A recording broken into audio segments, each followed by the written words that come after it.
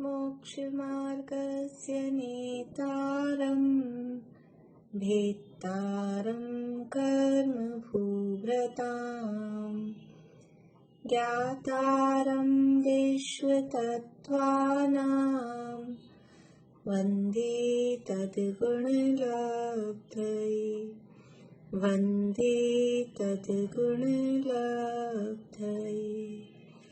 मोक्षमार्ग के नेता एवं कर्म पर्वतों के भेदक और विश्व के सब तत्वों के ज्ञायक चेतन संवेदक सद्गुण आप समान प्राप्त हो यही भावना भाकर देव विनय पूर्वक करूं वंदना बारंबार जिनेश्वर देव बारंबार जिनेश्वर देव।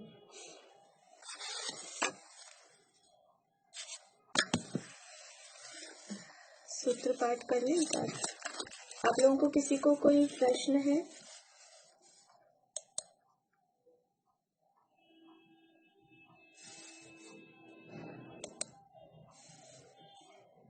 बोलिए प्रेमलता जी। एक तो है सूर्य के आतप का प्रमाण कितना है।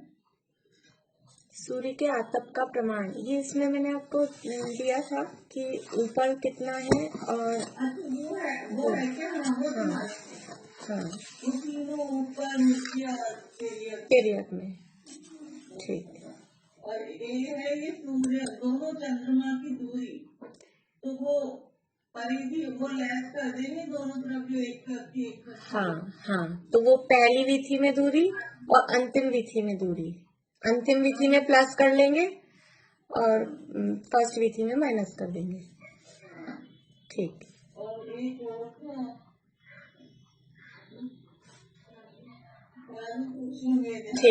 ठीक है। हाँ एक ही है सिद्धशिला का था। सिद्धशिला को भी ईशत भाग बोलेंगे और आठवीं पृथ्वी को भी यही बोलेंगे। आठवीं पृथ्वी का नाम है ईशत प्रागभाग पृथ्वी और उसमें बीच में ये 45 लाख योजन की है, उसका नाम है सिद्धशिला।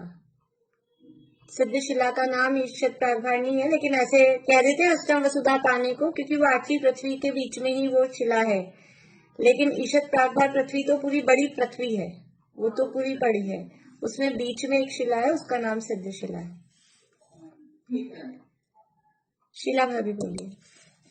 आपने कल ये बताया था, मैंने प्रश्न पूछा था कि कल को 12 ही होता है और इसमें कल से 16 आ रहा है, कल पर स्वर्ग से लेके। हाँ वो इसीलिए कल्प और स्वर्ग एक में ही यूज में आते हैं। कहीं कहीं कल्प 12 राजवार्तिक वगैरह में वहाँ 12 भी कहे हैं। जब भेद देखे ना अपन ने देवों के भेद के 10 आष्ट पंच द्वादश विकल्पा, तो वहाँ 12 है, इसलिए बाकी एक अर्थ में यूज होंगे। और मैं भी जो लिखूंगी तो कुछ क्वेश्चंस उसमें ऐसा कोई भेद नहीं होगा। कल्प कहा तो कुछ आप कंफ्यूज हो, कल्प और स्वर्ग अपन एक ही अर्थ में यूज लेंगे। हाँ अनीता जी बोलिए। दीदी मेरा प्रश्न था कि लवण समुद्र में सूर्य की विधियां कितनी पढ़ेंगे? 368 की 119 368 कहाँ? दीदी आपने पेपर भेजा था मेरे को हम लोगों को, उसमें होगा सूर्य की विधियां 368 लवण समुद्र में। वो लवण समुद्र के जो है ना, लवण समुद्र में मतलब लवण समुद्र के जो सूर्य हैं। देखिए ये 2.5 द्वीप ये चल रहा है, ऊपर हेडिंग क्या है उसमें? 2.5 द्वीप में ज्योतिष, वो 2.5 द्वीप में ज्योतिष। तो ये है जम्बू द्वीप के सूर्य की विधियां हैं 184। इसमें ये नहीं लिखा। तो वो लवण समुद्र में जम्बू द्वीप के सूर्य की विधियां जो लवण समुद्र में पड़ रही हैं वो 119 है। लेकिन लवण समुद्र का खुद का जो सूर्य है, वहाँ जो खुद के 4 सूर्य हैं, उनके विधियां है 368। ओके, कंफ्यूज नहीं होता है। ठीक है। एक प्रश्न और है मेरा। हाँ, यदि आपने प्रश्न करा कि 16 सागर आयु उत्कृष्ट कुछ भी बोला कि 16 सागर आयु बोला, तो हम क्या लिखेंगे उसमें? मतलब नहीं उसमें उत्कृष्ट या जगन्य लिखा हुआ ही आएगा, तभी आप डिसीजन कर पाएंगे। Thank you. ठीक है। चमेली आंटी बोलिए। ये 179 पेज का है, मिश्रण के बारे में। तो ये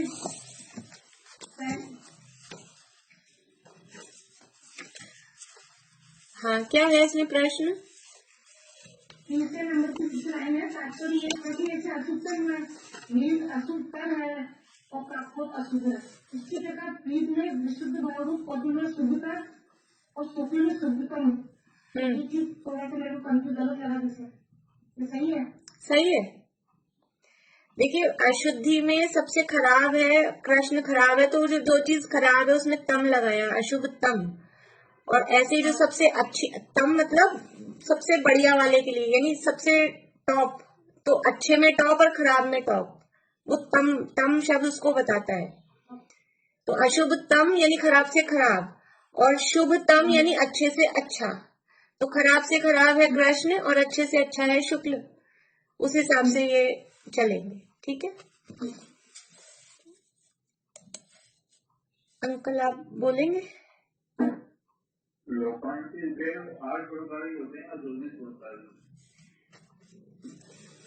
अभी 8 प्रकार के ही समझ लीजिए, ऐसे 24 कहे हैं, 24 प्रकार के हैं, लेकिन अपने को 8 नाम या तत्वार सूत्र के हिसाब से तो 8 प्रकार के ही हम कहेंगे। ठीक, बोलिए सुधा जी।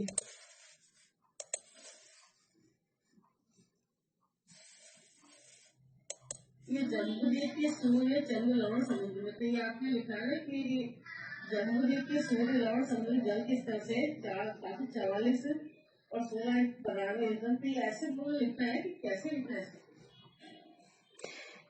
आपको कितनी बार बताया, लिखना कुछ है ही नहीं आपको, लिखना कुछ है ही नहीं आपको। और ये जितना मैंने जो कोर्स दिया है ना, उस कोर्स में आपको ये बातें दी भी नहीं है।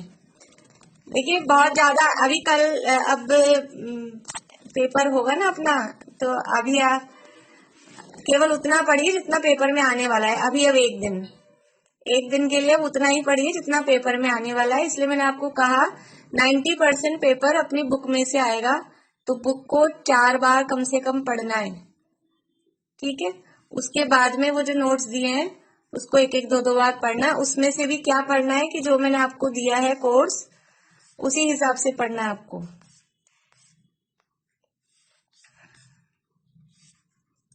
वो सारी बातें हमने सीखी हैं, पढ़ी हैं, और मैंने इसलिए आपको लिख के दे दी कि कभी भूल जाएं तो फिर वो खोल के देख सकें। इसके लिए देखिए, अपने को क्या क्या पढ़ना है ये ज्योतिष देवों में। यहाँ मैंने आपको कोर्स लिख के दिया है, पुस्तक में से संपूर्ण विषय, तो बुक पूरी पढ़नी है, क्योंकि अकेला ज्योतिष लोक नहीं पढ़ा है अपन ने पूरे 42 सूत्र पढ़े हैं, वो सारे को भी अपने को कवर करना है एग्जाम में, है ना।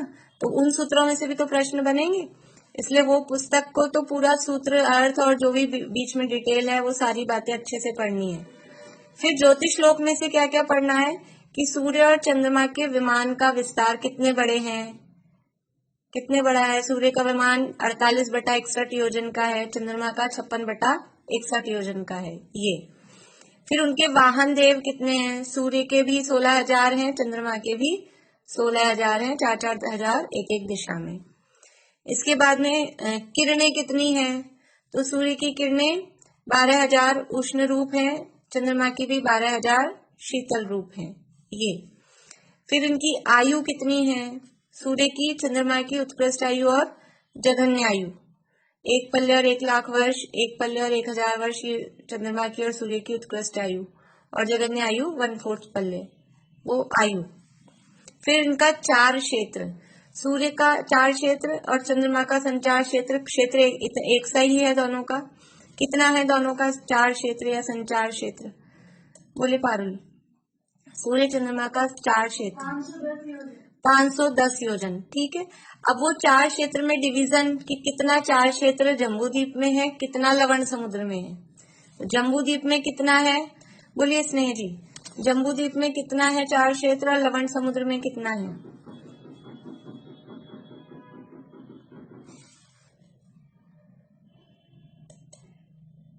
आशा आंटी बोलिए।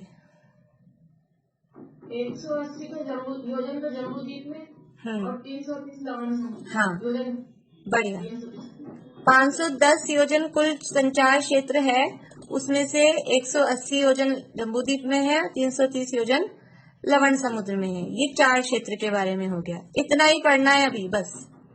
इसके बाद में वीथियां कितनी है, सूर्य की वीथियां, अभी 4 क्षेत्र तो दोनों का एक सा है, 4 क्षेत्र मतलब घूमने का एरिया तो दोनों का एक सा है। अब उसमें वीथियां कितनी है, सूर्य की वीथियां कितनी है, चंद्रमा की वीथियां कितनी है, बोलिए ज्योति जी। सूर्य की 184, चंद्रमा की 15। सूर्य की 184, चंद्रमा की 15। आपको कुछ पूछना भी है?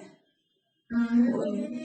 कैसे कंफर्म करना होता है, जो चंद्रमा है उसकी उत्तर साइड एक पल्ले प्लस 1,00,000 वर्ष और सूर्य की एक पल्ले प्लस 1000 वर्ष और दोनों की जगह में 1/4 पल्ले। मीना चाची बोलिए, जो वीथियां है सूर्य की उसमें से कितनी जम्बूद्वीप में है, कितनी लवण समुद्र में है? अनम्यूट करिए।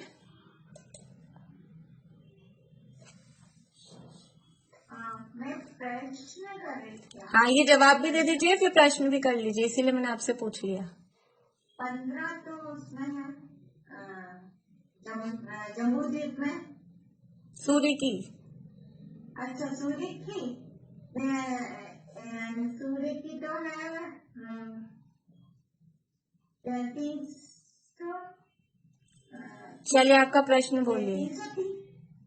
180 तो जम्बूद्वीप में।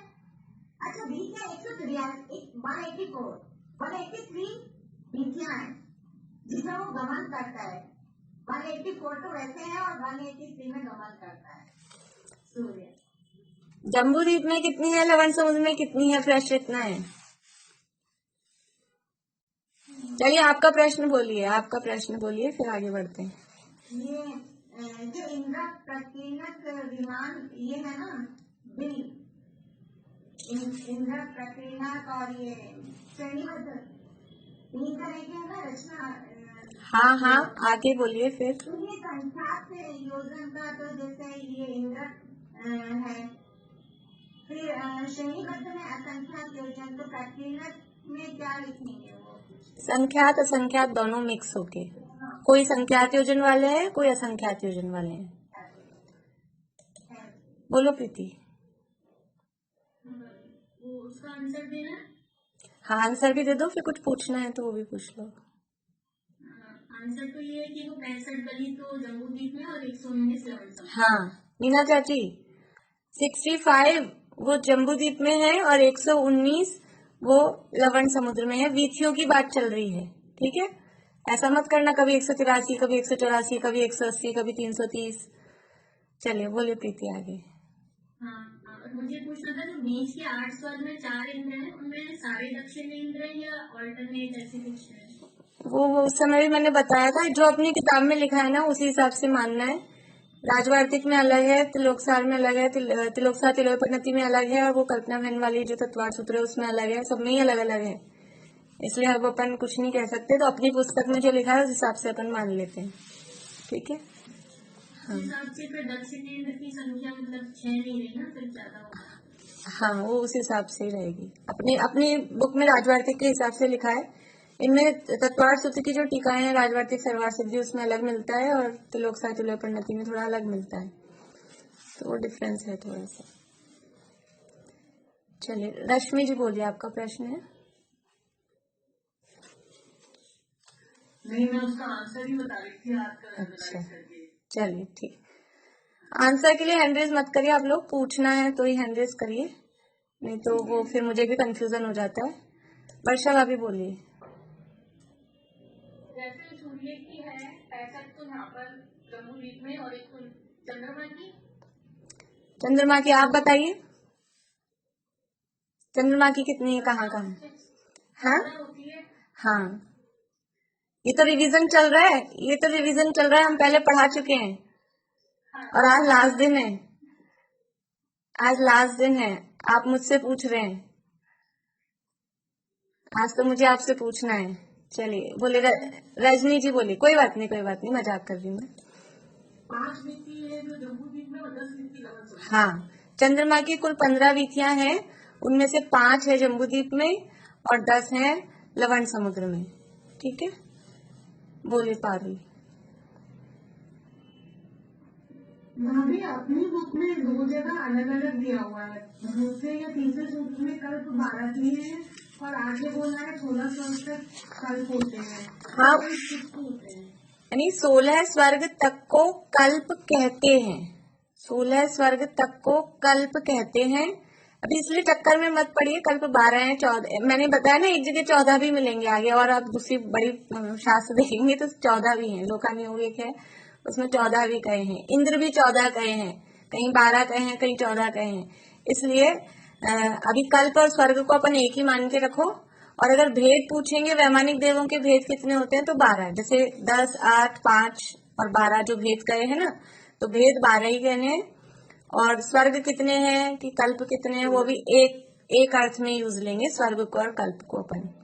ठीक है, अभी उसमें कंफ्यूज होंगे, इसलिए वो अलग अलग आचार्य उसको अलग अलग तरह से कहते हैं।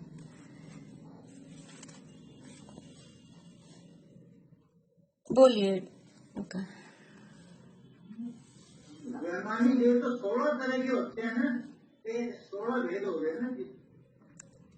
वैमानिक देव 16 तरह के नहीं है, वो जो सूत्र था ना अपना ये शुरू में, दशास्त्र पंच द्वादश विकल्पा कल्पोपन्न पर्यंता, तो भवनवासियों के 10 प्रकार हैं, ज्योतिषियों के व्यंतरों के 8 प्रकार हैं, ज्योतिषियों के 5 प्रकार हैं, तो वैमानिकों के कितने प्रकार हैं, तो वहाँ 12 प्रकार लिखे हैं। यहाँ कल्पवासी देव 12 प्रकार के होते हैं, तो वो 12 प्रकार कौन से होंगे? इंद्र सामान्य आदि तो 10 ही हैं, वो तो अलग हैं। तो ये 12 प्रकार मतलब वो कल्पों के आधार पे 12 कहा है, तो कल्प उन्होंने 12 माने। बीच वाले में 2-2 का एक है। हाँ, बीच वाले 8 में वो 4 ही माने हैं, इसलिए वो 12 ही भेद कहते हैं इस हिसाब से। पहला नाम है वो गिनने का। हाँ, देखिए अब ये जो अपना ये हो गई वीथियों की बात। फिर है इसमें नेक्स्ट पॉइंट है सुमेरु से दूरी। सुमेरु पर्वत से सूर्य की पहली वीथी कितनी दूर है, यानी पहली वीथी में सूर्य होगा तो वो कितनी दूर होगा, फिर सुमेरु पर्वत से अंतिम वीथी में होगा सूर्य तो कितनी दूर होगा। ये 2 बातें, ये है सुमेरु से दूरी के अंदर। तो पहली वीथी में सुमेरु से दूरी कितनी है सूर्य की, पहली वीथी में सूर्य है तो सुमेरु पर्वत से कितना दूर है सुनीता आंटी? 44,820 है। बस बढ़िया, बस बस बस बस बस 44,820 योजन पहली वीथी में सुमेरु पर्वत से सूर्य 44,820 योजन दूर है। और अंतिम वीथी में अगर सूर्य है तो सुमेरु पर्वत से कितना दूर है, बोलिए सुलोचना जी। अंतिम वीथी में 45,330 योजन। योजन बढ़िया, मेरे ख्याल से याद हो गई होंगी ये चीजें आप लोगों को। इतने बस इतने से ही है, ज्यादा संख्याएं नहीं है, ये इतनी संख्याएं हैं। अब है 2 चंद्रों की दूरी, या ऐसा भी बोल सकते हैं उसको 2 सूर्यों की दूरी, क्योंकि दोनों सेम ही है। तो 2 चंद्रमा, यानी 2 चंद्रमा हो या 2 सूर्य हो, वो हमेशा आमने सामने होते हैं, एक द्वीप संबंधी। प्रीति पूछना है कुछ? एक द्वीप संबंधी जो सूर्य और चंद्रमा है वो आमने सामने ही होते हैं। तो जब वो पहली वीथी में है तो दोनों के बीच में कितना गैप होगा, और जब वो अंतिम वीथी में होंगे तो दोनों के बीच में कितना गैप होगा, बोलिए वैशाल भाभी। पहली वीथी में होगा 99,640। हाँ बढ़िया, 99। बस बस बस बस, आपको कुछ पूछना है? नहीं तो मैंने आपको मना कर रखा है, आप लोग हैंड रेज नहीं करिए आंसर करने के लिए। अंतिम वीथी में दो सूर्य हैं, दो सूर्य अंतिम वीथी में हैं, तो दोनों की दूरी कितनी होगी? अंतिम वीथी वाले दो सूर्यों की दूरी कितनी होगी? अनीता आंटी बोलिए।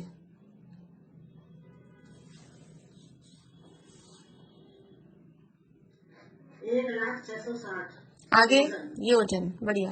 1,06,60 योजन, ये अंतिम वीथी में दो सूर्य हो या चंद्रमा हो, उनकी दूरी इतनी होगी। गति कब मंद और कब तीव्र होती है? सूर्य और चंद्रमा की गति कब तो मंद होती है, कब तीव्र होती है? सरोज आंटी बोलिए।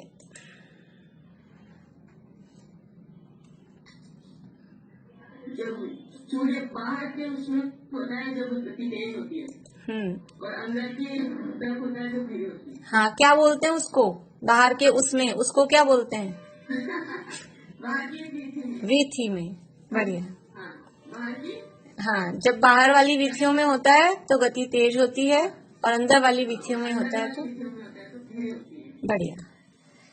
सूर्य के आतप का प्रमाण, सूर्य का आतप कितना कितना फैलता है? ऊपर नीचे सूर्य का आतप कितना फैलता है? रमला चाची जी बताएंगे आप?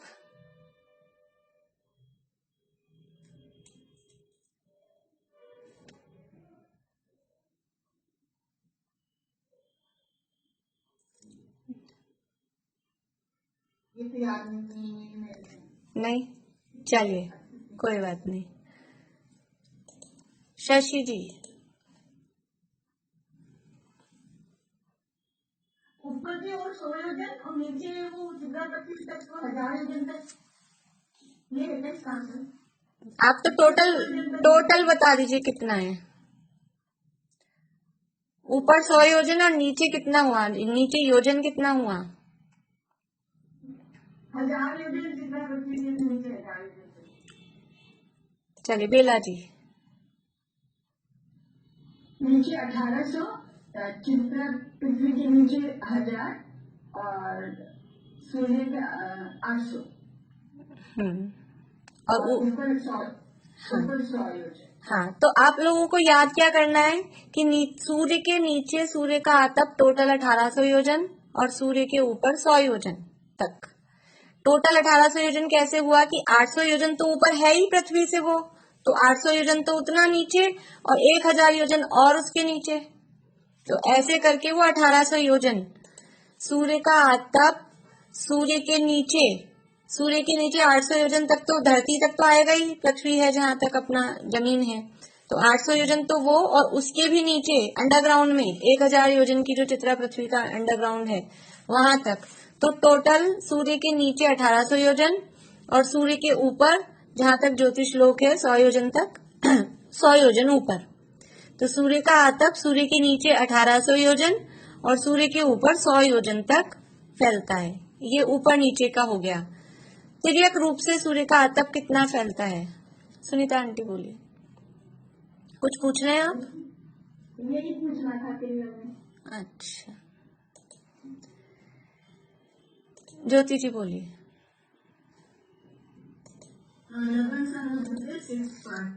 हाँ, तिर्यक में यानी तिरछे में लवण समुद्र के छठे भाग तक, और कहाँ से लेकर? सुमेरु के मध्य से लेकर, सुमेरु के सेंटर से लेकर और लवण समुद्र के छठे भाग तक ऐसा तिरछे में फैलता है, और ऊपर नीचे मिलाकर ऊपर 100 योजन और नीचे 1800 योजन, इतना ही सूर्य का आतप फैलता है। सूर्य ग्रहण, चंद्र ग्रहण, यानी सूर्य ग्रहण जब होता है तो सूर्य के नीचे क्या होता है कि सूर्य ग्रहण होता है, और चंद्र ग्रहण में क्या होता है? बोलो प्रीति। हाँ, चंद्रमा के नीचे तो राहु का विमान आ जाता है और सूर्य के नीचे केतु का विमान। हाँ, चंद्रमा के नीचे राहु का, सूर्य के नीचे केतु का विमान आता है, तो उस हिसाब से वहां सूर्य ग्रहण और चंद्र ग्रहण होता है। ठीक है। सभी ज्योतिष विमानों की पृथ्वी से ऊंचाई, कौन से ज्योतिष विमान पृथ्वी से कितने कितने ऊपर हैं? सबसे पहले क्या है? मधु जी, सबसे नीचे क्या है?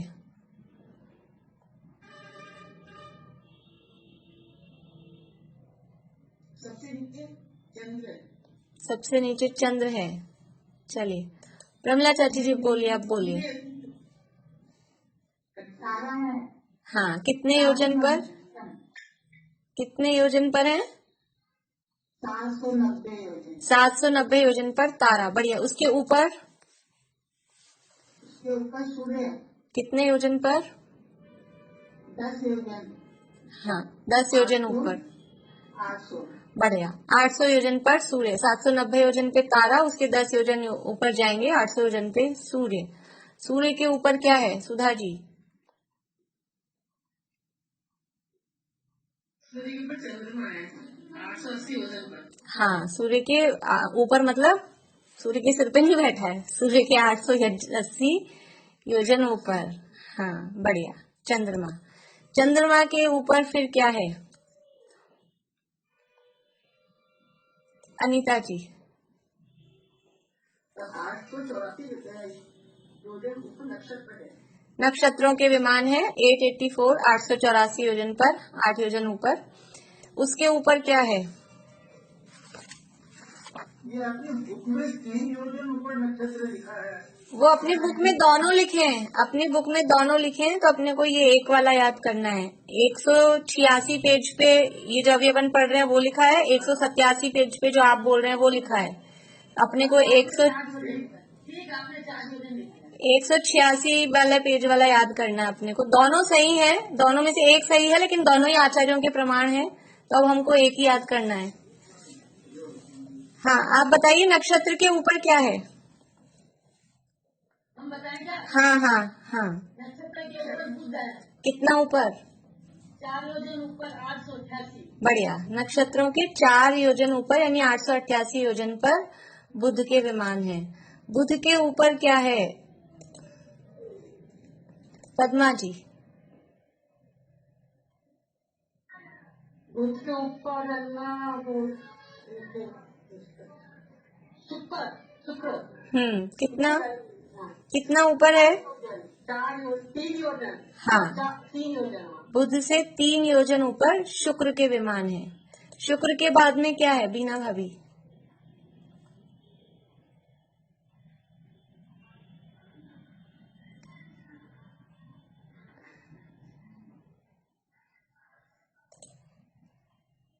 नहीं हो पाए क्या अनम्यूट? बीना बोरा भाभी अनम्यूट करिए। बृहस्पति 3 योजन ऊपर। बढ़िया, 3 योजन ऊपर बृहस्पति। उसके बाद में क्या है भारती आंटी? मेरा अभी प्रेपरेशन नहीं हुआ, मैं थोड़ी अभी नहीं कर पा रही हूँ। चलिए करूंगी, कल पूरा करूंगी। ठीक है। वीना भाभी? क्या बताया, क्या पूछा? बृहस्पति के ऊपर कितना ऊपर क्या है? बृहस्पति के ऊपर मंगल है हाँ 3 योजन ऊपर 894। हाँ हाँ 8984 पे ये है, वो 897 पे। हाँ, ठीक है। बृहस्पति के ऊपर मंगल है 3 योजन ऊपर, और उसके ऊपर क्या है स्नेह जी?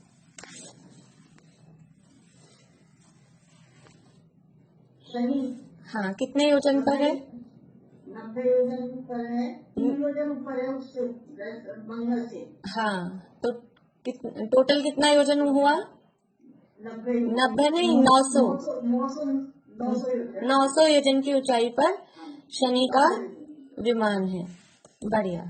तो इस तरह से ये सबसे नीचे तारा के विमान और सबसे ऊपर शनि का विमान, ये क्रम, यहाँ दोनों क्रम दिए गए हैं। एक सरवार सिद्धि में दिया है, एक राजवार्तिक में दिया है, तो हम सरवार सिद्धि वाला जो दिया है वही क्रम, सिमिलैरिटी के लिए हम एक ही याद कर रहे हैं, बाकी वो भी सही है वो भी सही है जो भी, लेकिन एक सा हो इसलिए। तो ये ऊंचाई हो गई। अब ज्योतिष विमानों की सूर्य से कम दूरी, सूर्य से कम कितना दूर कोई ज्योतिष विमान, सबसे पहला भी जो ज्योतिष विमान होगा तो सूर्य से कम कितना दूर होगा?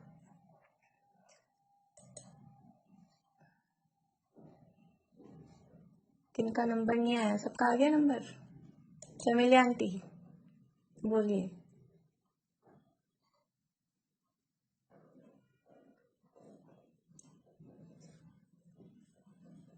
अनम्यूट नहीं हुआ, अनम्यूट करिए। 1121 योजन, बढ़िया। ढाई द्वीप में कितने चंद्रमा हैं? कुसुम जी अजमेर आप बताएंगे। ढाई द्वीप में कितने चंद्रमा हैं?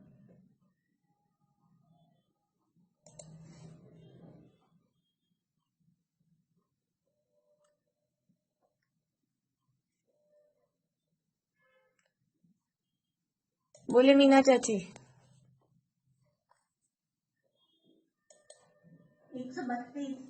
132, 132 चंद्रमा ढाई द्वीप में है, बढ़िया।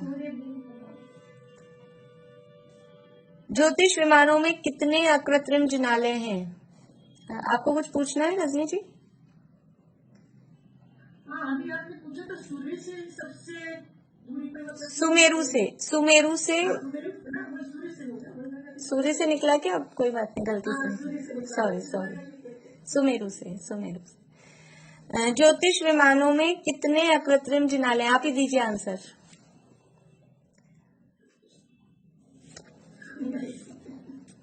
आइडिया नहीं है? चलिए भाई, हाँ रश्मि जी बोलिए।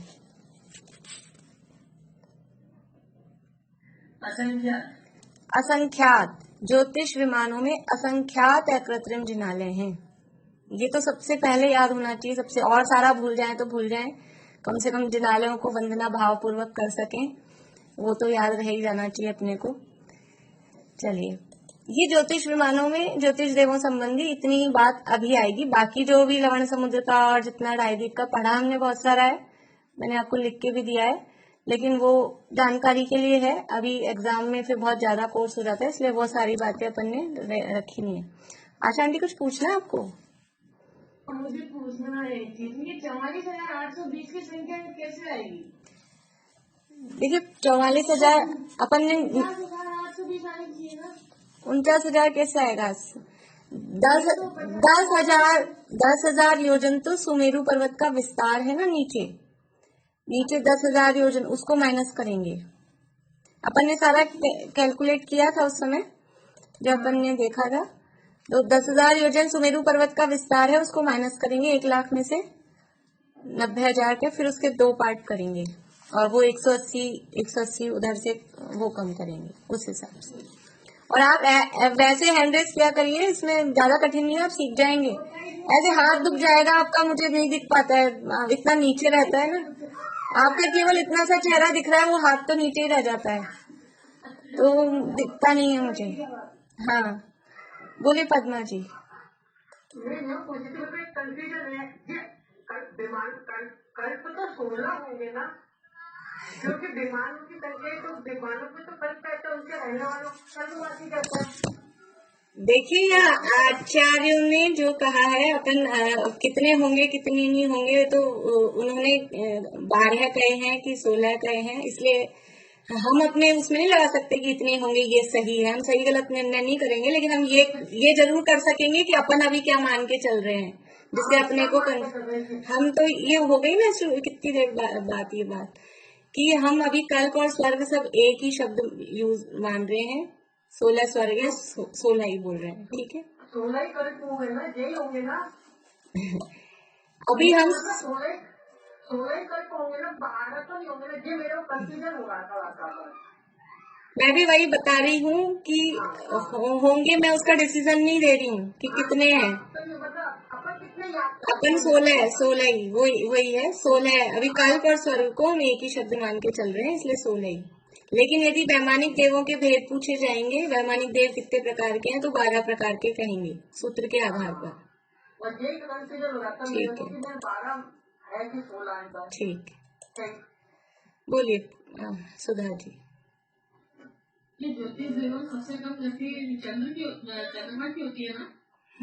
कम गति मतलब स्लो स्पीड, स्लो मंद, उसको कम की जगह मंद शब्द बोलना चाहिए।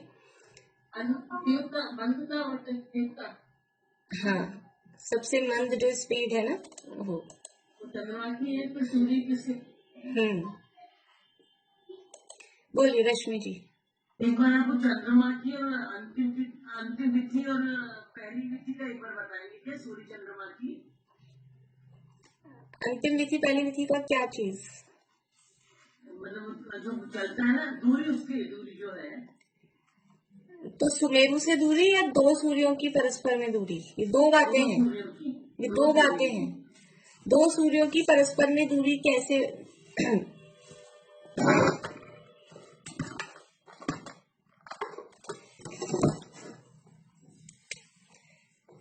देखिए ये पहली विधि है। हाँ ये यहाँ सुमेरु है, तो एक सूर्य होगा यहाँ और दूसरा होगा यहाँ, ठीक है, आमने सामने। ये पहली विधि में, तो पहली विधि में इन दोनों, ये यहाँ से यहाँ तक कितना दूर होंगे, ये निकालना है। तो पहली विधि कितनी दूरी पर है? ये है पूरा जम्बूद्वीप। हाँ, ये पूरा जम्बूद्वीप है 1 लाख योजन का, 1 लाख और उसमें से पहली विधि आ रही है 180 योजन इधर अंदर आ गए, 180 योजन इधर अंदर आ गए, यानी 1 लाख योजन में से, ये 1 लाख योजन में से 180 और 180 यानी 360, 360 माइनस करेंगे हाँ, 1 लाख में से, तो ये यहाँ से यहाँ तक की दूरी आ जाएगी। तो ये 360 माइनस करेंगे तो ये आ जाएगा आपका 99,640। 99,640, ठीक है। हाँ, ये आ गया। इसी तरह से अंतिम की निकाल लेंगे। अंतिम विधि कहाँ है? अंतिम विधि है लवण समुद्र के 330 योजन अंदर जाने पर, तो 330 इधर,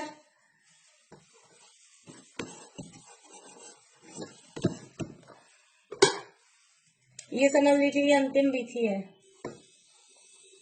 ये अंतिम विधि में एक यहाँ है, एक यहाँ है, और ये बीच में जम्बूद्वीप है, तो 1 लाख योजन का तो जम्बूद्वीप है, और अंतिम विधि आ रही है 330 योजन बाहर, इधर भी 330 योजन बाहर, तो 1 लाख तो ये हो गया, 330 और 330 और यानी 660, तो 1 लाख में 660 प्लस कर लेंगे, तो ये हो जाएगा 1,60,660 योजन, ठीक है, ठीक है। ये अंतिम विधि होगी। ये अंतिम विधि में दो चंद्रमा या दो सूर्य की आपस में दूरी। अच्छा,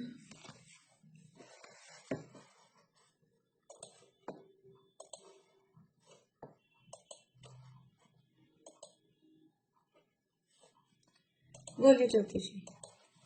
दीदी आपने वो एक बार वो बताए थे ना, ये भवन वासियों के जो भवन है उनमें जो वृक्ष है उनके ऊपर प्रतिमा है, मतलब वो होती है 500-700 प्रतिमा। मतलब मेरे पास कैलकुलेशन लिखा है, मुझे पूरा जैसे हर एक जो मानस स्तंभ है उसमें 7-7 प्रतिमाएं होती हैं, ऐसा कुछ बताया था। चार दिशाओं में मैंने भेजा भी था शायद, वो मैंने फोटो खींच के आपको, बहुत दिन हो गए, मैंने भेज दिया था वो लिख के भी। ये समझ में नहीं आ रहा 5 क्या था उसमें। 5 तो प्रतिमाएं हैं एक चैत्य वृक्ष में, एक दिशा में। चैत्य वृक्ष है, उस चैत्य वृक्ष के नीचे एक दिशा में 5 प्रतिमा, फिर दूसरी दिशा में 5 प्रतिमा, फिर तीसरी दिशा में 5, चौथी दिशा में 5, तो ऐसे 20 प्रतिमाएं। फिर एक एक मानस स्तंभ में 7-7 प्रतिमा, उनके आगे मानस स्तंभ है, तो एक एक मानस स्तंभ में 7 प्रतिमाएं, ठीक है। एक और क्वेश्चन था, वो आगे का है, अभी से पूछूं क्या है? आगे का मतलब उसमें जो हमने जो वर्णन बताया ना देवों का, कि वो देव कहाँ से कहाँ जा सकते हैं, तो जैसे हमने मनुष्यों का लिया है कि मनुष्य के स्वर्ग में उत्पन्न हो सकता है, तो जैसे लिखा है कर्म भूमि का मिथ्या दृष्टि या सेकंड जन्म खाने वाला, वो भवनवासी से 16वें स्वर्ग तक जा सकते हैं। तो देखिए भवनवासी से 16वां स्वर्ग बोलेंगे तो भवनवासी ज्ञाता ज्योतिष तो वो तीनों शामिल हो जाएंगे क्या इसमें? हाँ, तीनों आएंगे। तो कहीं कहीं पे हमने लिखा है भवनवासी और कहीं पे लिखा भवनत्रिक, तो वो सेम चीज होगी कि भवनत्रिक से सेम पूरा करने को या भवनवासी से 16वें स्वर्ग? सेम है, सेम। बोले रश्मि जी। मैं ये बता रही थी, ये जो पूछ रहे थे ना प्रतिमा है, वो बता रही थी बस। ठीक।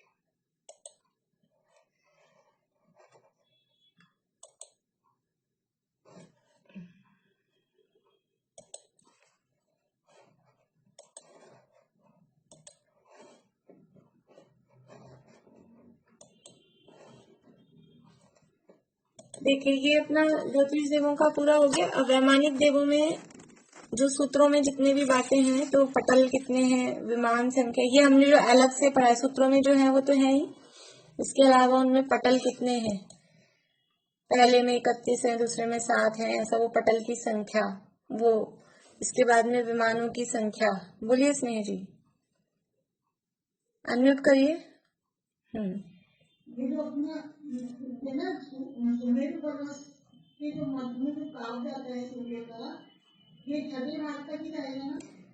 सुमेरु पर्वत के मध्य में छठे भाग तक नहीं जाता है। सुमेरु पर्वत के मध्य से लेकर लवण समुद्र के छठे भाग तक। लवण समुद्र। हाँ,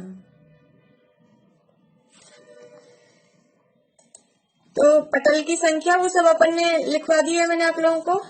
पटल कितने कितने हैं किस वर्ग में। इसके बाद में विमानों की संख्या 32 लाख है, 28 लाख है, इस तरह से विमानों की संख्या है।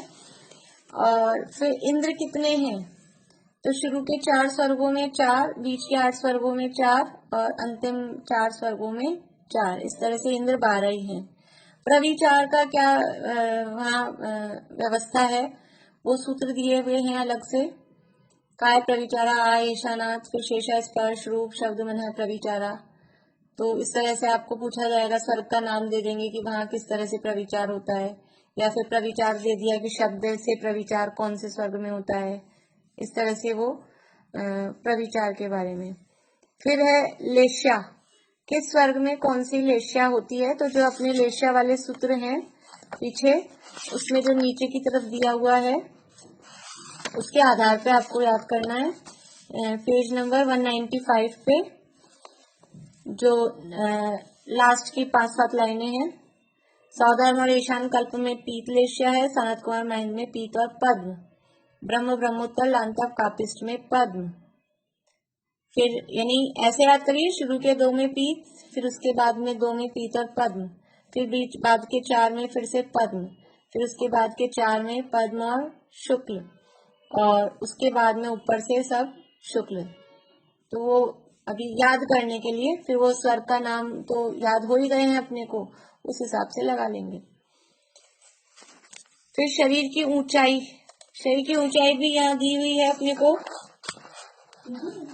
ब्रह्मों में तो आपने कल शुक्ल बताई थी। किसमें बताई थी, शुक्ल दोनों होंगे ना? किसमें, ये लेश्याओं में। लोकांतिक देव ब्रह्म स्वर्ग में रहते हैं।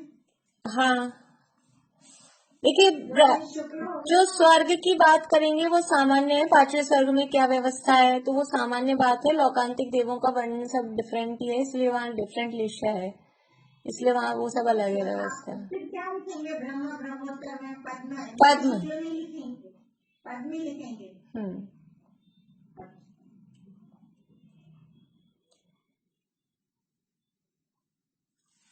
फिर शरीर की ऊंचाई, जो यहाँ ये सूत्र था ना अपना 20-21, उसमें शरीर की ऊंचाई दी हुई थी।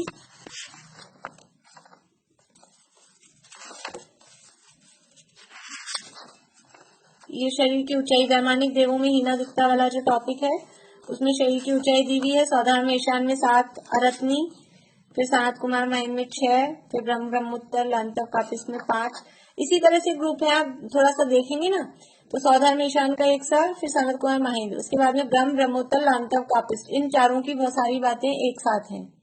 फिर आगे के जो 4 हैं, शुक्र महाशुक्र सतार सहस्रार, यानी कि 9, 10, 11, 12, इनमें एक सा है।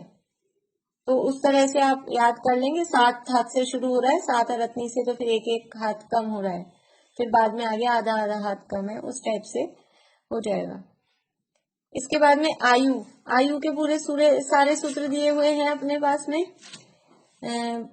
साधारण ईशान्यो सागरोपनिधि के सनत कुमार महेंद्र सप्त, फिर सप्त, नव एकादश, त्रोदश, पंचदश भी अधिकानी तू, और फिर आरणाचिताद।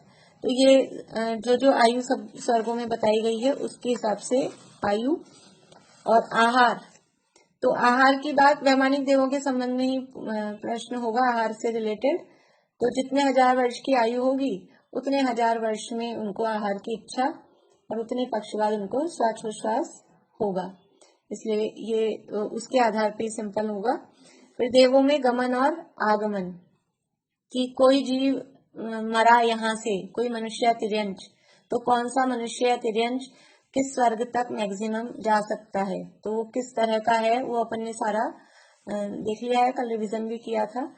उसके आधार पे देवों में गमन आगमन और सिद्ध शिला और सिद्ध क्षेत्र। तो सिद्ध शिला कितनी बड़ी है और कहाँ पर है, सिद्ध क्षेत्र कहाँ पर है, इस तरह से सिंपल से प्रश्न से रिलेटेड होंगे। और ऊर्ध्व लोक में कितने अकृत्रिम चिन्हालय हैं, ऊर्ध्व लोक में कितने अकृत्रिम चिन्हालय हैं, अनीता जी। मेरे प्रश्न भी लेना लगता है 84 करोड़ 93 84 करोड़ नहीं, 84 लाख, 84,97,000। 84,97,000 और 23। ये तो हो गए 47 और विमान हो गए 84,96,700 विमान। 96,700 का विमान भी उतने ही है ना, 84,97,023 ही विमान है। आपने 700 लिखा है इसीलिए मैं कंफ्यूज हो रहा था मेरे को। विमान 700 लिखा है क्यों? कहाँ लिखवाए हैं बोलो भाई पारुल। मैंने गलत लिख दिया होगा। ये जो आपने क्या, आपने वो प्लस कर लिए होंगे ना, आपने केवल 16 स्वर्गों के प्लस किए होंगे। अच्छा, वहां तक का टोटल विमान तो पूरे हैं, 9 ग्रैवियक, 9 अनुदिश, 5 अनुत्तर, वो सब प्लस करेंगे। आपने केवल ये जो संख्या बोले ना, ये हमने 16 स्वर्ग के प्लस किए थे। 16 स्वर्ग के प्लस करने के बाद में फिर 309 जो इसके हैं ग्रैवियकों के, फिर 9 विमान अनुदिशों के और 5 विमान अनुत्तरों के, वो भी प्लस होंगे। तो वो प्लस हो जाने के बाद में वो 84,97,023 ही आएंगे। ठीक है, ठीक है।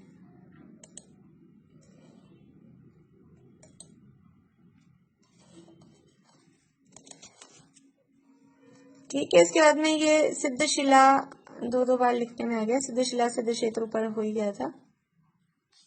तो ये इतना ये कोर्स है, अपन ने रिवीजन कर लिया, ज्यादा घबराने वाली बात नहीं है। और ज्यादा फोकस अपना सूत्र और जो अर्थ जो पुस्तक में दिए हुए हैं उन पे अच्छे से ध्यान दें। कुछ बातें एक्स्ट्रा अपन ने पढ़ी हैं, बस वो जितना कोर्स दिया उतनी ही पढ़ लीजिए, अभी ज्यादा में फिर कंफ्यूजन हो जाएगा आपको। बोलिए शशि। 84,97,023 इतने ही विमान हैं और एक एक विमान में एक एक अकृत्रिम जिनालय है, इसलिए इतने ही अकृत्रिम जिनालय हैं। रजनी जी बोलिए। सौधर्म इंद्र की जगन आयु क्या होगी? सौधर्म इंद्र की जगन्य आयु, एक्चुअल में तो जगन्य आयु अलग टाइप से होती है, मतलब इंद्र की, पर अभी तो जो स्वर्ग की जगन्य आयु है उसी हिसाब से अपन मान लेंगे। जो पहले स्वर्ग में जगन्य आयु आएगी ना, एक पल्ले उसी हिसाब से आएगी।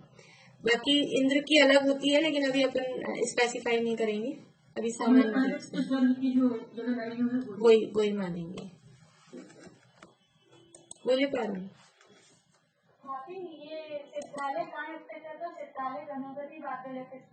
धनुगति बात वाले नहीं है, तनुवात वाले के अंत में, तनुवात वाले के अंत में है सिद्धालय।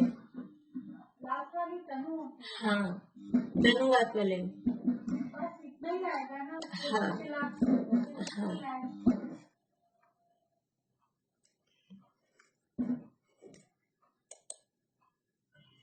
चलो, और किसी का कोई प्रश्न है?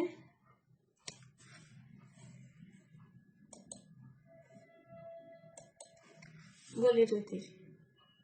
मुझे तो सबसे ज्यादा टफ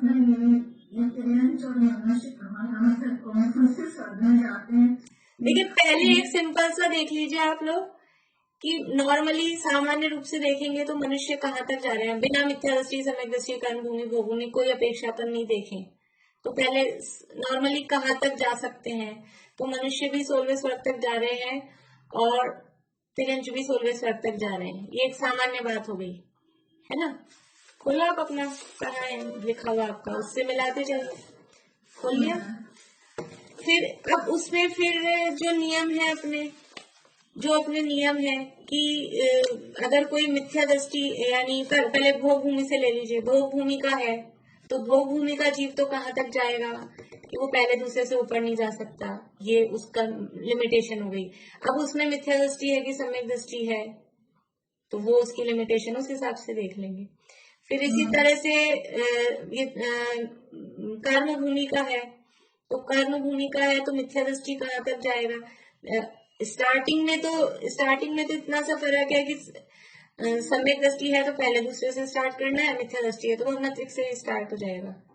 लेकिन पहुंच कहाँ तक रहा है, तो सम्यक दृष्टि यानी कर्म भूमि का है, कर्म भूमि का मिथ्या दृष्टि तिर्यंच है तो वो 12वें स्वर्ग तक ही जाएगा, और सम्यक दृष्टि है तो 16वें स्वर्ग तक जा रहा है। और इसी तरह से मनुष्य भी है सम्यक दृष्टि, मिथ्या दृष्टि कोई भी, वो 16वें स्वर्ग तक जा रहे हैं। और अन्य मतों से संबंध में सिंपल आएगा, अलग अलग से आपको नाम लेके नहीं, अन्य मति की नॉर्मली कहाँ तक जा रहे हैं, तो वो अन्य मति का 12वें स्वर्ग तक अन्य मतों का है। और फिर असैनी पंचेंद्रिय है, वो कहाँ तक जा सकता है, तो वो एक अलग हो गया। तो ये हाँ, तो ये बस इतना ही है भाई, या तो मनुष्य जाएंगे या तिर्यंच जाएंगे, और तिर्यंचों में भी विकलत्र जाएंगे नहीं, एक इंद्रिय जाएंगे नहीं। असैनी है तो असैनी का एक अलग से हो गया, मनुष्य और तिर्यंचों के हिसाब से। फिर मनुष्य तिर्यंचों में कर्म भोग भूमि का अपने को मालूम ही है, याद ही है, तो उसमें तो ज्यादा चक्कर नहीं है। कर्म भूमि में सम्यक दृष्टि मिथ्या दृष्टि की अपेक्षा है, उसको ध्यान में रखना है तो हो जाएगा। 5वें स्वर्ग तक कौन जाते हैं? 5वें स्वर्ग तक कौन जाते हैं, तो ये तो अन्य मती है ना, वो चरक और परिव्राजक, वो जो अन्य मतों के हिसाब से बताया उसमें। अब इसी तरह से वहां से आके क्या बनेंगे, तो वहां से कौन आ रहे हैं, भवनात्रिक से आ रहे हैं, फिर कहाँ कहाँ से आके क्या क्या कहाँ तक बन रहे हैं, उस हिसाब से थोड़ा सा उसको ध्यान से पढ़ेंगे ना तो समझ में आएगा। और जो सामान्य नियम, कल जो एक बात अपनी चली थी, देवगति से आकर संगी पर्याप्त और गर्भजी होगा, तो संगी पर्याप्त मतलब पंचेंद्रिय होगा तो संगी होगा, ये उसका मतलब था। एक इंद्रिय भी होते हैं पहले दूसरे स्वर्ग से आके, वो तो नियम जो है वो है ही, लेकिन यदि पंचेंद्रिय हो रहा है तो असैनी नहीं होगा, सैनी ही होगा, उसका अर्थ ये है। तो संगी होगा, और अपर्याप्त नहीं होगा, पर्याप्त ही होगा, और गर्भजी होगा, सम्मूर्छन नहीं होगा।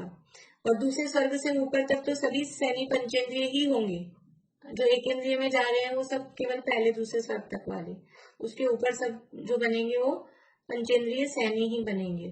ये सामान्य नियम है उसके लिए।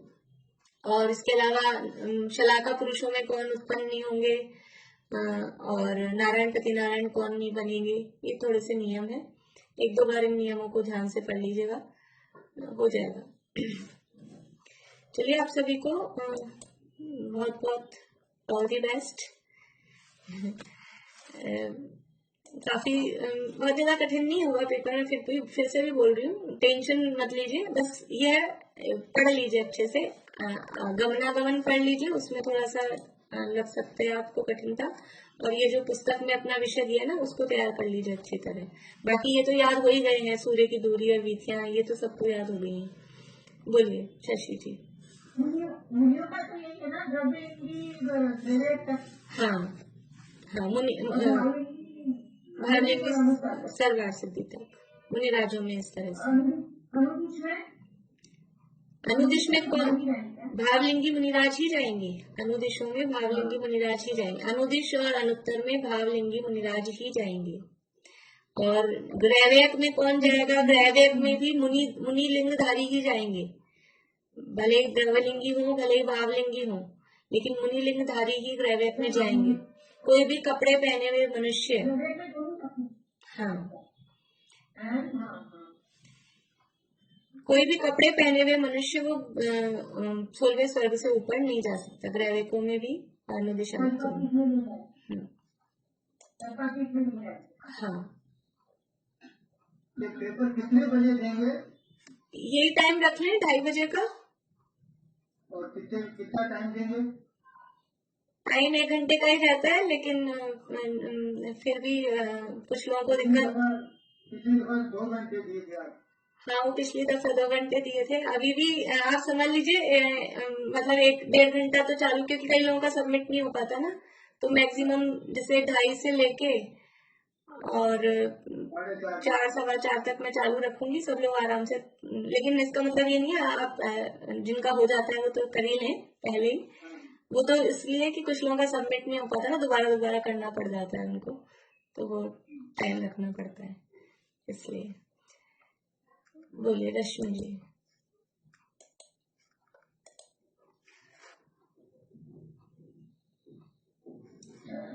ये अभव्य जिनलिंग मुनि भी ग्रेजुएट तक ही जाएंगे ना? अभव्य जिनलिंग मुनि ग्रेजुएट तक। हाँ, ग्रैवेक तक ही। कोई अभव्य भी हो और मुनि लिंग धारण कर रखा हो, मिथ्या दृष्टि हो, तो वो भी नवे ग्रैवेक तक जा सकता है। और ये परिवाचक और ऐसे पाखंडी 1 से 5 वर्ष तक। हाँ और ये अन्य मतों वाले 12 वर्ष तक। हाँ, अन्यमति ये परिव्राजक और ये भी अन्यमति ही है, लेकिन अन्यमति में एक दूसरे और परमहंस और इस तरह के होते हैं, तो वो 12वें स्वर्ग तक भी जा सकते हैं। इसलिए सामान्य रूप से हम प्रश्न करेंगे अन्यमति साधु कहाँ तक जा सकते हैं, तो सामान्य रूप से 12वें स्वर्ग तक। ठीक है।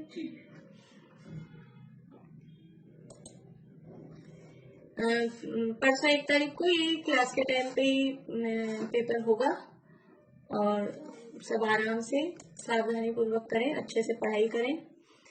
चमेली आंटी बोलिए।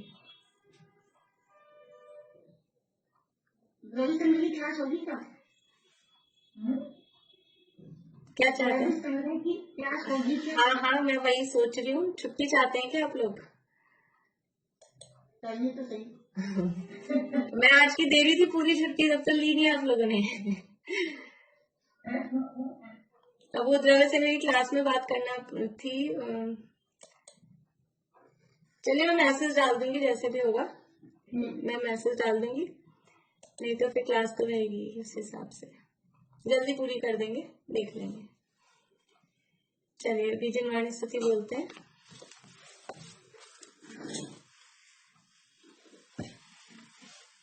बस आत्मा ही बस रहा जिनके विमल श्रद्धान में, निज आत्मा बस एक ही नित रहे जिनके ध्यान में। सब द्रव्य गुण पर्याय जिनके नित्य छल के ज्ञान में, वे वेद विरहित विमल जिन विचरे हम